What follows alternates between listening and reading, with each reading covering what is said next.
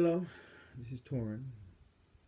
I'm going to do my very best to try to explain the Donald Trump phenomenon that's been going on for the past few months. I'm a constitutional conservative. I support Ted Cruz. Let me get that out right away. But I say that because I've been a conservative forever.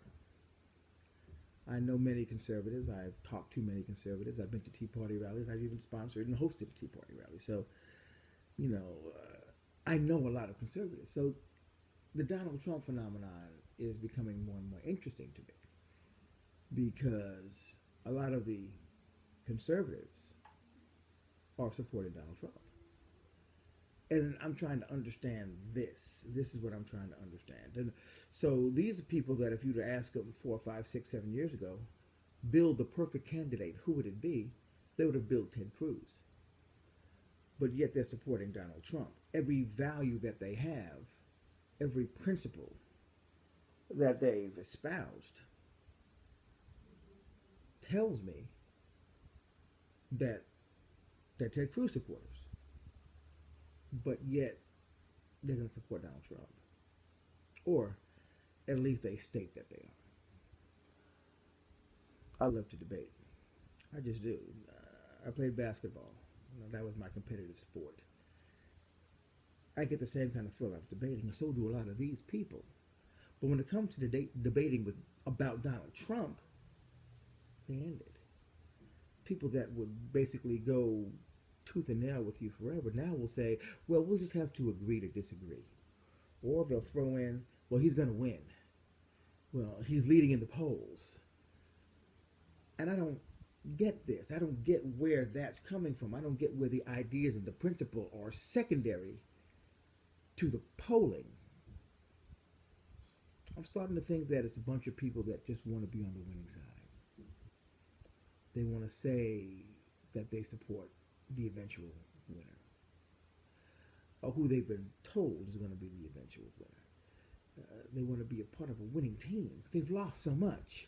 They've lost. Mitt Romney was a loss. John McCain was a loss. Not for conservatives, but for Republicans. And they want to win. And they want to back the winner. This is what I believe it has to be. Because I've never seen conservatives backing someone that is so obviously, blatantly not a conservative. He can talk a tough game. You know, he can say all the things he would do. He could talk about principle and morals. He can say that he's matured or he's evolved.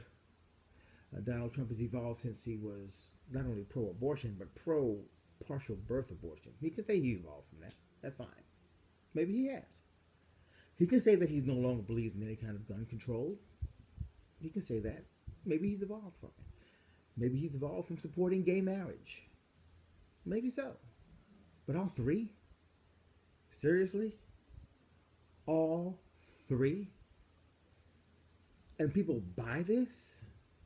People buy into this? People are believing that Donald Trump has changed every one of his core values just in time to run for president as a Republican?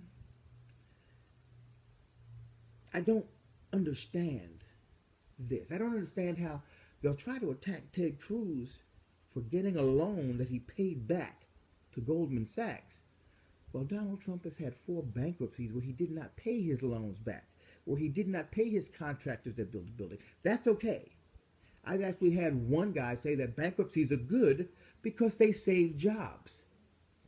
I'm trying to understand where this comes from, where you can pretty much abandon all of your core principles for a man, where you can put your faith in a man, not confidence. I have total confidence in Ted Cruz. I have no confidence in Donald Trump, and I surely don't have any faith in him. I am hoping, beyond hope, that when the rubber hits the road, that when they're sitting in front of that voting booth, that they vote the right way and then act surprised the next day. Oh my God, Donald didn't win? I'm hoping that happens because You cannot abandon your principles, your core, for a man. You cannot abandon who you are because you think somebody is who you want them to be, when he obviously is not. So, Iowa, New Hampshire, South Carolina, all coming down the pipe. The true conservatives, the constitutionalists, those that are going to vote with their principle and their core for a man that shares their principle and their core will do the right thing. This I know. Hopefully, those others, those on the fence, will take time to sit back and say, what is the core? What principles do I have? If you are pro-life, then you can't vote for Donald Trump. If you're pro-Second Amendment, you can't vote for Donald Trump. If you're pro-10th Amendment and believe that the Supreme Court has no right to define marriage, then you can't vote for Donald Trump. You can't, because you are giving up who you are to support a man. Stand up. Do it. If you believe in those things, vote for him. But if you don't, you cannot. You can't.